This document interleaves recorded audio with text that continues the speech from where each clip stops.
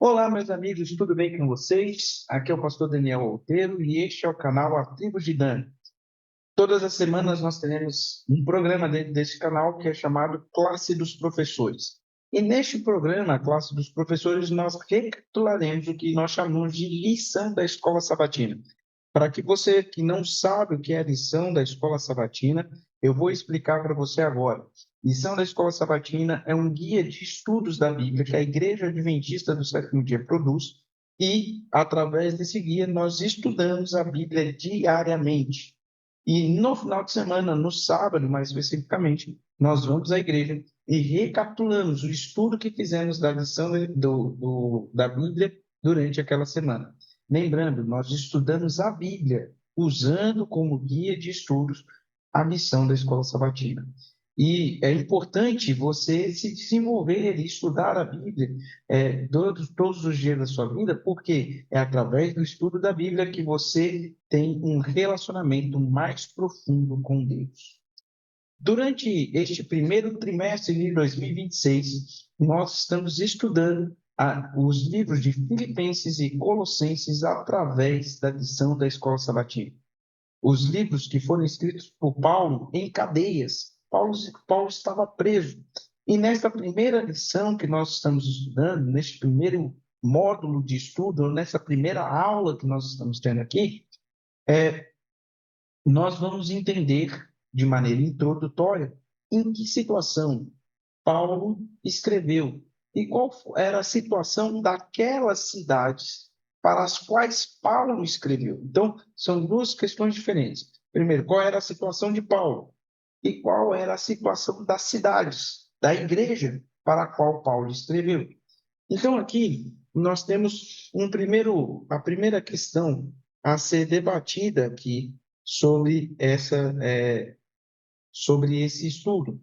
O título do estudo dessa semana é Perseguidos, mas não abandonados.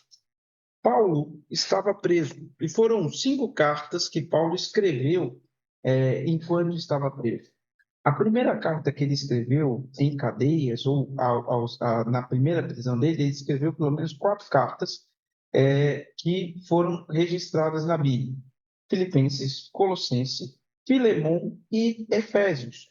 Essas 4 Paulo escreveu quando ele tinha sido preso pela primeira vez.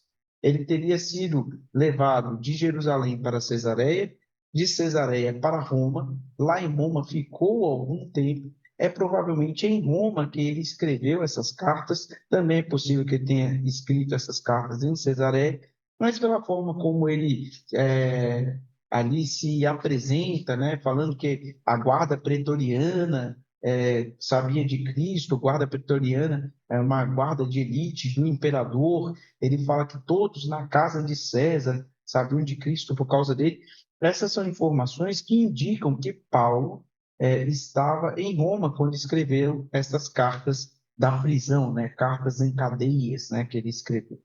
Bom, e também nós temos outras situações que nos levam a entender mais o contexto que levou Paulo a escrever as cartas. Ora, se ele estava preso, então, nessa situação de prisioneiro, ele poderia se sentir injustiçado, talvez diante da forma como ele foi levado para a cadeia, principalmente por essa forma que ele foi levado para a cadeia, por causa do seu amor à igreja e do seu amor ao evangelho. Ele foi preso por causa do seu amor à unidade da igreja, ele foi preso. Ele poderia ter se revoltado, mas não. Ele viu como mais uma oportunidade de testemunhar do amor de Cristo. E acho que essa é uma grande lição que a gente precisa entender, né? Qual foi o contexto que levou Paulo a ser preso? Paulo tinha voltado da sua terceira viagem missionária. E ele tinha feito essa viagem missionária, inclusive para arrecadar recursos para levar para o pessoal de Jerusalém também. Ele fez a segunda e a terceira viagem missionária nesse sentido. E ele, além de plantar igrejas, arrecadava recursos para levar a igreja de Jerusalém, que, por uma série de má escolhas de gestão, ficou empobrecida. Então, Paulo volta para Jerusalém, e ali em Jerusalém, pessoas que eram mais ligadas à ala dos judaizantes resolveram acusar Paulo de não ser mais um cristão bíblico, que seguia a Bíblia, que seguia os preceitos bíblicos. E Paulo, em nome da unidade da igreja, resolve fazer um sacrifício. Ora, nós sabemos que Paulo é o apóstolo da graça, nós sabemos que Paulo é aquele que sabia da importância e da posição da lei dentro do evangelho e sabia que muitas das leis já haviam se cumprido em Cristo. Não é que elas deixaram de valer, não é que elas perderam a sua validade, mas elas se cumpriam em Cristo. Mas em nome da unidade da igreja, Paulo escolheu fazer ou cumprir rituais no templo que não eram mais necessários, porque esses rituais se cumpriam em Cristo, mas ele faria para manter a unidade da igreja. Quando ele foi ao templo, lá no templo, para cumprir esses rituais, para agradar a ala judaizante dos cristãos, Paulo foi acusado de introduzir no templo um gentio. Você talvez não conheça a situação do templo, talvez em outros vídeos eu apresente aqui uma maquete ou uma imagem que mostra o templo. O pátio do templo era acessível a todos, inclusive gentios, mas a parte central do templo, onde o sacrifício era feito, ele tinha um muro que separava, e Paulo vai muitas vezes usar esse muro como metáfora daquilo que nos separa de Deus e que separa o povo de Deus também. Tinha um muro que ficava ali no pátio do templo, que separava essa parte central do templo, onde eram feitos os sacrifícios. E ali, depois deste muro, só poderiam entrar judeus. E caso entrasse um gentil, esse gentil poderia até morrer. Existem placas encontradas pela arqueologia que tem este aviso: olha, se você não é judeu, passar daqui, você pode morrer. Então, ele teria sido acusado de introduzir nesta parte do templo um gentil.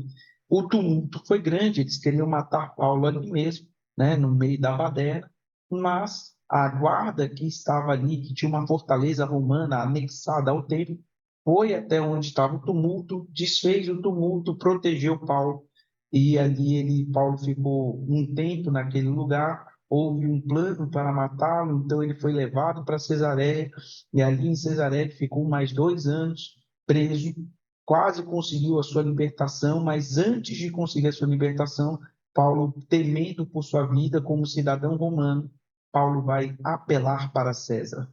E ele é levado para Roma, e lá em Roma também ficou mais uns 2 anos preso, e foi liberto pelo imperador Nero. Durante esses 2 anos que ele ficou em Roma, ele escreveu 4 cartas, as 4 cartas que eu já mencionei. A carta aos Efésios, a carta aos Filipenses, a carta aos Colossenses e a carta para Filemão. Essas 4 cartas ele escreveu lá. Depois de um tempo que ele já estava livre, ele também empreendeu viagens missionárias e tal. Sobre essas viagens, nós não temos muita informação, porque elas estão fora do livro de Atos, né? O livro de Atos vai até o momento em que Paulo é levado para Roma, o restante está fora do livro. Só informações que nós encontramos nas cartas de Paulo, principalmente na carta de 2 Timóteo. Paulo é preso novamente, e ele, portanto, ali nessa segunda prisão, ele escreve essa segunda carta para Timóteo, 2 Timóteo, que a gente fala, mas dessa segunda prisão, Paulo não conseguiria sair. Ele seria decapitado, isso provavelmente para tentar acalmar os ânimos dos romanos, que entendiam que os cristãos eram os culpados por um incêndio que aconteceu em Roma. Então, ali houve uma perseguição do imperador Nero aos cristãos. Nessa perseguição morre Paulo, também vai morrer o apóstolo Pedro. Enfim, é essa circunstância que Paulo escreve. E ele escreve dentro de uma circunstância em que ele poderia estar revoltado, em que ele poderia estar bravo, em que ele poderia estar desgostoso com a situação que ele foi colocado. Ele foi preso por causa do seu amor ao Evangelho, mas ele não entendeu assim. Ele entendeu que esta era uma oportunidade para pregar o Evangelho, para pessoas que talvez de outra forma ele, Paulo, não teria contato. Deus daria uma forma de o evangelho ser pregado a essas pessoas, mas Paulo mesmo não teria contato com essas pessoas. Paulo mesmo não poderia pregar o evangelho. Paulo também sabe que Deus é o especialista em transformar maldição em bênção. E mesmo em cadeias, ele ia aproveitar a oportunidade de pregar o evangelho para as pessoas que ali estavam. Paulo não ia perder essa oportunidade. Paulo pregaria o evangelho. E ele prega mesmo, ele prega o evangelho de fato, né? Essa foi a situação que ele foi colocado. Ele não foi o único. Paulo não foi o único que foi colocado numa situação como essa. José, do Egito, há muitos anos antes de Paulo, ele também foi preso injustamente. Mas isso não impediu José de ser um bom exemplo de Deus, mesmo preso. Daniel e seus amigos foram levados cativos para a Babilônia. E eles, mesmo sendo fiéis, aceitaram o castigo que Deus deu ao povo por ser infiel. Daniel e seus amigos eram fiéis. O povo era infiel. E mesmo assim, eles aceitaram o castigo. E lá na Babilônia, com todos os motivos para serem contra Deus, eles foram fiéis. Paulo não seria o primeiro e nem o último. Depois de Paulo, muitos outros foram levados como prisioneiros, assassinados, mortos por causa do amor ao evangelho da palavra de Deus. Estes deixaram registrado com um testemunho da própria vida o, o amor que eles tinham pelo povo de Deus. Eles deixaram registrado o testemunho de que nada é mais importante do que a pregação do Evangelho, do que a fidelidade a Cristo. Eles deixaram importante, escrito com o sangue da própria vida, de que eles não abririam mão de falar sobre Deus, custasse o que custasse. Eles não foram mortos simplesmente por praticar um culto, eles foram mortos porque, além de praticar um culto, eles incitavam outras pessoas a seguirem o caminho deles, a seguirem o mesmo caminho. Eu fico imaginando como nós, confortáveis como estamos nas nossas casas, tem pessoas colocando armas sobre a nossa cabeça, sem pessoas nos ameaçando de morte, sem pessoas nos ameaçando de tortura ou lançar na prisão, e ainda assim nós deixamos o privilégio de pregar o evangelho porque nós não queremos sair da zona de conforto, porque nós não queremos levantar do sofá, porque nós queremos dormir um pouco mais no final de semana, porque nós saímos cansados do trabalho. Estes homens não deixaram de pregar o evangelho, mesmo preso a algemas. E nós que somos livres para pregar, não damos valor à liberdade que nós temos. É uma vergonha para nós e para o Evangelho. Cada segundo que passamos parados em casa, sem pregar o Evangelho, por causa do nosso comodismo. E não adianta vir com aquele discurso de, poxa, mas então está dizendo que eu não gostei. Meu amigo, se você não gostou e não quiser mudar, você foi avisado. A questão aqui, e eu tenho que ser sincero com você, a questão aqui não é encher uma igreja, é encher um céu. Se eu não gostei da mensagem pular para outra igreja, a mensagem não deixa de ser verdadeira. E eu não deixo de estar errado. Ou eu me corrijo para estar certo, ou eu vou confortavelmente para o inferno. A decisão é você que toma diante da pregação do evangelho que te foi confiada. Bom, Paulo, ali preso, como que ele pôde suportar esse tipo de situação? Como que ele pôde enfrentar essas coisas? Que armas ele usou? E acho que um foco, uma das principais armas foi que ele colocou em 2 Coríntios, capítulo 4, versos 7 a 12. E eu vou aqui ler esse texto com você, 2 Coríntios, capítulo 4, versos 7 a 12, que é talvez a principal arma que nós devemos ter e a que nós menos usamos. Ele vai falar assim: ó, temos, porém, este tesouro em vaso de barro, para que se seja que a excelência do poder provém de Deus, não de nós. Em tudo somos atribulados, porém não angustiados. Ficamos perplexos, porém não desanimados. Somos perseguidos, porém não abandonados. Somos derrubados, porém não destruídos. Levamos sempre no corpo o morrer de Jesus, para que também a vida dele se manifeste em nosso corpo. Porque nós que vivemos somos sempre entregues à morte por causa de Jesus, para que também a vida de Jesus se manifeste em nossa carne mortal. De modo que em nós opera a morte e em vocês a vida. Ora, ele fala que temos um tesouro que está em vaso de barro, para que se veja que a excelência do poder provém de Deus, não de nós. E aqui, esse é o ponto. Esse é o ponto. Como que 12 homens, 11, né, se não contarmos com Judas, e mais Paulo, agora sim 12, conseguiram pregar o evangelho de maneira excelente, de maneira esplêndida, transformando o mundo conhecido deles soube do evangelho. Homens que não tinham poder militar, homens que não tinham poder político, alguns eram capacitados intelectualmente ou estudaram muito, outros não tiveram condição de estudar de forma alguma, apenas o básico, saber ler e escrever e só. Mas como esses homens pregaram o evangelho, tiveram essa condição de pregar o evangelho? Simples. Não foi por eles, mas para que se veja a excelência que provém poder de Deus. É este o segredo.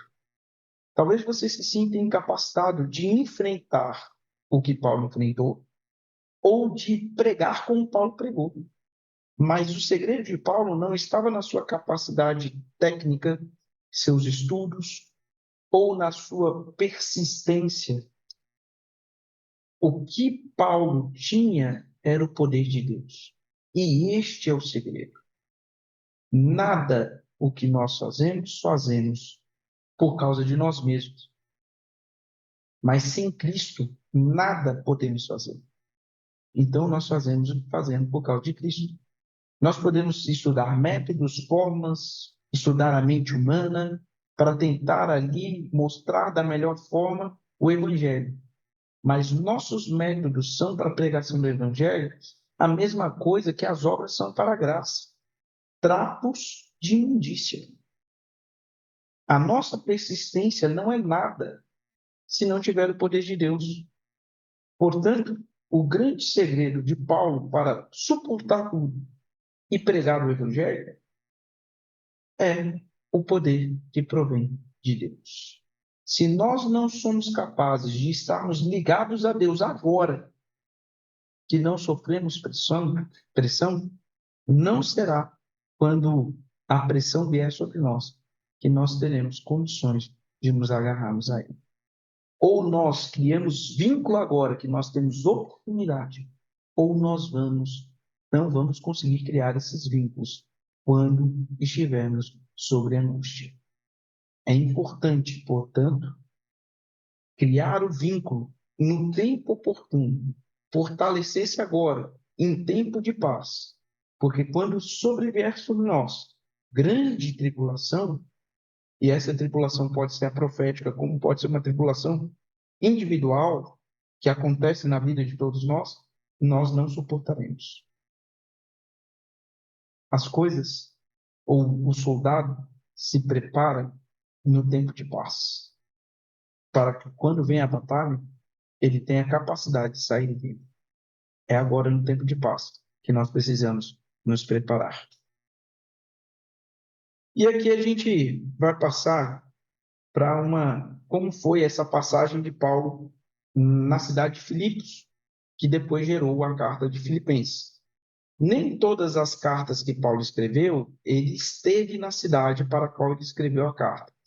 Né? A carta aos Romanos provavelmente foi escrita antes de Paulo ir para Roma.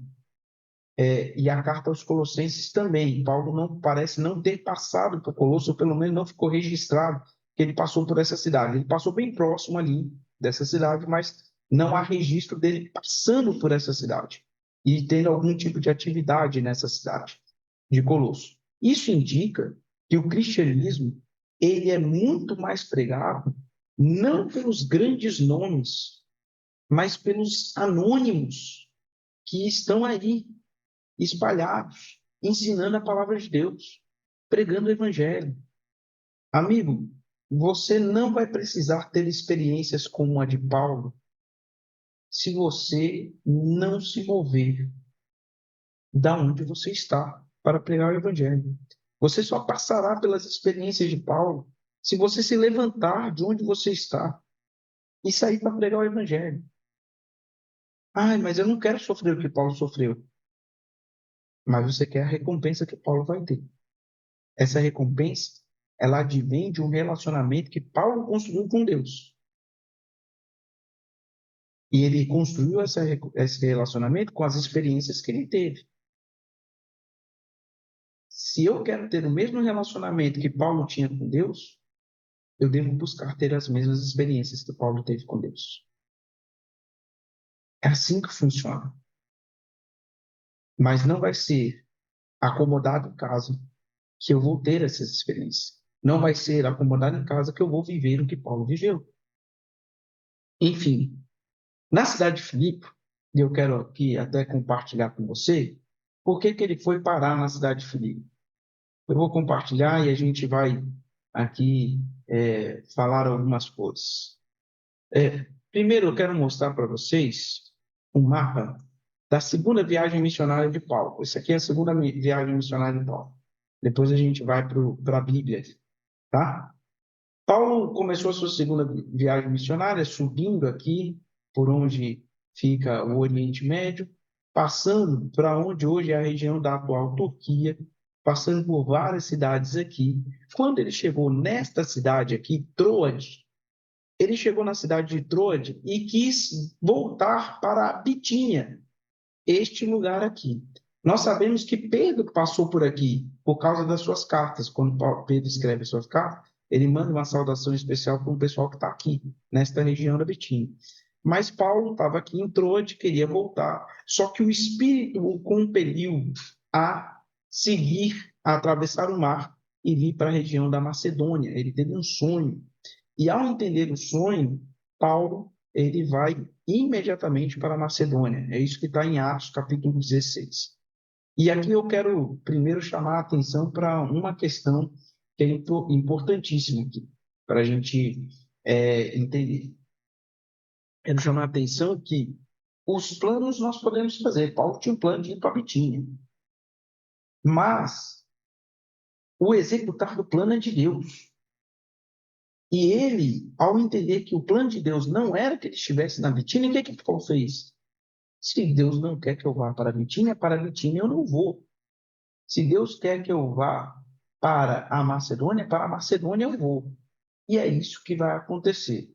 E aí eu quero ler com vocês como foi essa experiência de Paulo lá em Filipe. Ó, vou colocar aqui no livro de Filipenses não, de Atos, capítulo 5, capítulo 16. Atos, capítulo 16, é, no, ali a gente vai ler a parte em que Paulo está na cidade de Filipos, na Macedônia. Então, eu vou compartilhar de novo aqui com vocês a tela, para que vocês vejam o que aconteceu. Paulo teve a visão, assim, ó, assim, aqui no verso 10. Assim que Paulo teve a visão, imediatamente procuramos, isso indica que Lucas já estava com Paulo, né, que Lucas escreveu esse texto, Lucas já estava com Paulo, partir para aquele destino, concluindo que Deus nos havia chamado para lhe anunciar o Evangelho, ali anunciar o Evangelho, né? E aí ele vai para Filipe, porque Filipe é a cidade que de Troade para a Macedônia era mais próxima, como a gente viu no mapa. E no verso 11, tendo navegado, pois, de Troade, fomos diretamente para a Samotrácia e no dia seguinte, de Neápolis a Neápolis. Dali fomos a Filipos, cidade da Macedônia, primeira do distrito e colônia romana. Nessa cidade permanecemos alguns dias. No sábado, saímos da cidade para a beira do rio, onde nos pareceu haver um lugar de oração, e assentados falamos às mulheres que ali que se reuniram, né, haviam se reunido. Que eu acho interessante aqui desse primeiro momento desse relato da cidade de Filipe. Além de Paulo ter obedecido o evangelho contra o planejamento original ou a vontade de Paulo, o segundo ponto é que ali em Filipos não havia sinagoga.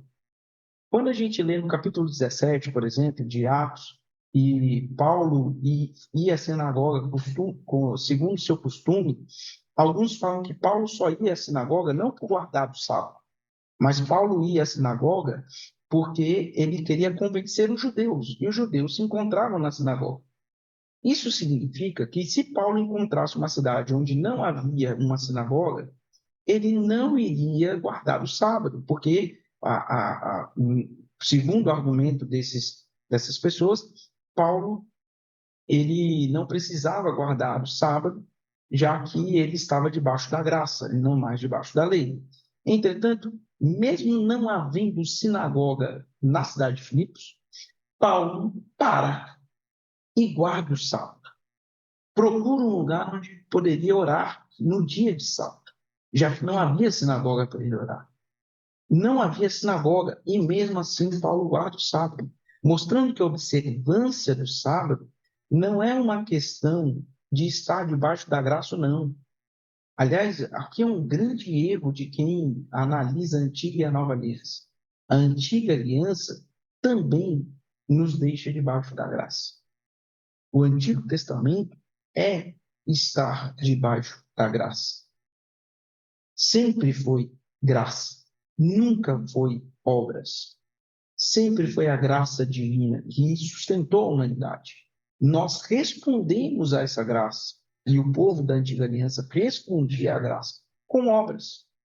Obras que receberam alguma delas a sua plenitude em Cristo, e outras obras que, mesmo depois de Cristo vir ao mundo, elas deveriam continuar a serem praticadas por nós. E é o que nós vemos no caso da guarda de Paulo no sábado, Paulo guardando no sábado, num lugar onde não havia sinagoga. Simples. Porque deve-se buscar a Deus no dia em que ele mandou buscar. É claro, buscar de maneira exclusiva. Nós buscamos a Deus a todos os dias. Só que de domingo a sexta eu busco a Deus e busco o pão. Eu busco a Deus e busco o trabalho. Eu busco a Deus e busco outras coisas, lazer. Mas no sábado eu busco a Deus exclusivamente. E é o que Paulo procurou fazer. Neste encontro, neste momento, ele conheceu uma mulher chamada Lídia, e esta mulher, chamada Lídia, se converteu ao cristianismo depois de ouvir Paulo. É também em Filipos que ele vai ser perseguido por uma jovem dominada por um espírito imundo de adivinhação. E essa jovem era escravizada por alguns homens que usavam essa jovem para ganhar dinheiro.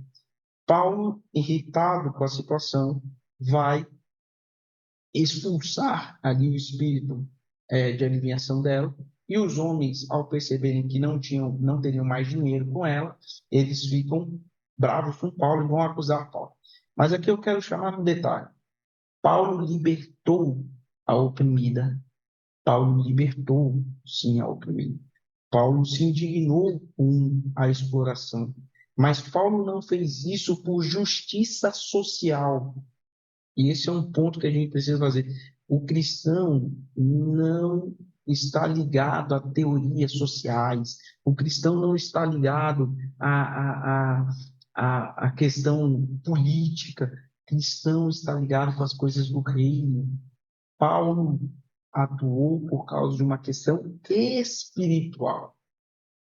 E ele libertou aquela mulher por uma questão espiritual.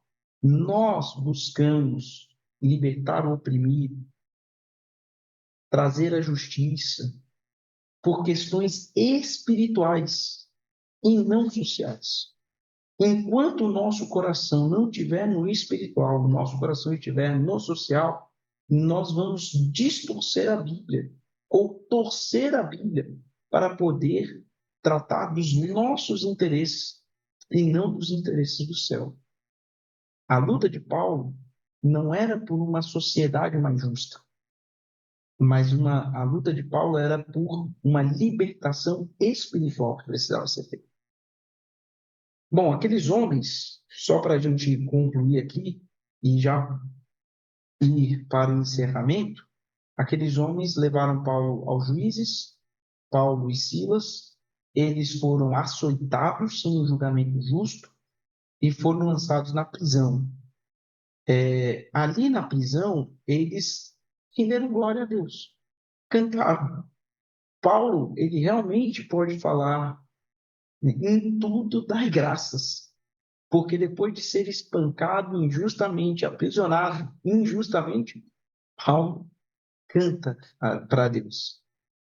E ali houve um terremoto, as celas se abriram, o carcereiro, percebendo que aqueles homens poderiam ter fugido, vai se matar. Paulo então fala: olha, está todo mundo aqui, não precisa se matar. Aquele homem procura por salvação e Paulo fala: olha, crê no Senhor Jesus e será salvo você e sua família. A questão, eu acho interessante esse ponto, porque aquele homem crer em Jesus levaria salvação para dentro de casa. E eu sei que muitos aqui lutam com os familiares que não estão nos caminhos de Deus. A sua persistência em ser fiel a Deus e dar bom testemunho pode ser a chave da salvação para esse seu familiar querido que você quer ver no céu, mas não está no caminho de Deus. Continue a entregar essa pessoa constantemente a Deus. Esse homem se converte, a família dele se converte, esse carcereiro, e então, no outro dia, ali a família dele é batizada toda a família. No outro dia, o juiz resolve libertar Paulo, e Paulo fala assim: opa, pera lá, não é assim não, não é bagunçado, né? É, eu sou cidadão romano e fui açoitado injustamente. Então, você não vai mandar uma cartinha, vai me mandar embora, não. Você, como cidadão romano, eu tenho direitos e você violou os meus direitos. Isso poderia significar a cabeça daqueles juízes que julgaram Paulo de maneira precipitada. Eles não sabiam que Paulo era cidadão romano. Só ali Paulo revelou a sua identidade romana. Então, eles vão lá e vão ali de maneira pedir desculpa para Paulo, fala assim: Paulo, esquece isso, a gente errou e tal. Por favor, vá embora, está ali. E Paulo, então, finalmente foi, depois de ter sido torturado, açoitado, passado a noite na prisão, mas a noite na prisão representou mais uma família salva. E é isso que a gente precisa entender. Nada neste mundo tem valor maior do que a salvação. Nem a nossa vida. A nossa vida não vale nada se ela não estiver segura nos braços de Cristo. Então é melhor perder a vida do que perder a salvação. Mas a gente não quer perder o conforto da nossa casa. Quanto mais a vida. Será mesmo que se a nossa vida estiver em risco, a gente vai abrir mão da vida para poder ser salvo? É uma questão que a gente precisa pensar. Enfim, Colossos, nós não temos informação de que Paulo tenha passado ali, não há registro que Paulo tenha passado. Mas existe uma carta de um ilustre colossense que foi registrada na Bíblia, a carta a Filemão. E essa carta fala sobre certas situações que para nós são estranhíssimas. Fala de um escravo que fugiu. Paulo tinha a obrigação de devolver esse escravo ao seu dono. E Paulo, ele escreve pedindo para Onésimo, que era o escravo, voltar para o seu dono. Mas ele também escreve dizendo, olha, recebe Onésimo, como se fosse eu que estivesse chegando aí. É interessante, né? Algumas pessoas usam certos textos da Bíblia para dizer que a Bíblia é machista, que é, é, a Bíblia é cheia de preconceitos, que a Bíblia é escravista. Bom, deixa eu explicar uma coisa para vocês. No primeiro século, a maior parte dos cristãos eram cristãos marginalizados. E eles buscavam de maneira voluntária o cristianismo, porque eles viam no cristianismo um alívio para as opressões que eles sofriam como marginalizados que eram. Foi isso que atraiu Lucas, porque Lucas, sendo um gentil, vivendo entre os judeus, sofria uma série de preconceitos, mas no cristianismo ele era um igual. Foi isso que atraiu Onésimo, que era um escravo, mas sendo escravo no cristianismo, ele era livre. Foi isso que atraiu inúmeras mulheres. Você vai ver que, aliás, é bem possível que existiam muito mais mulheres no início do cristianismo, como hoje, né, em alguns lugares, por exemplo, a região onde eu estou aqui em São Paulo, nós temos muito mais mulheres nas nossas igrejas do que homens, porque o cristianismo não tratava, Deus não faz acepção de pessoas.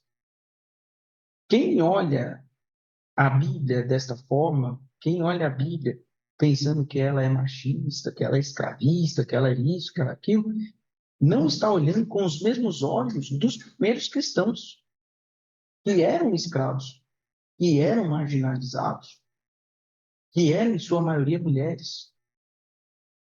Não estão olhando com os olhos dos primeiros cristãos, estão olhando com os olhos anacrônicos.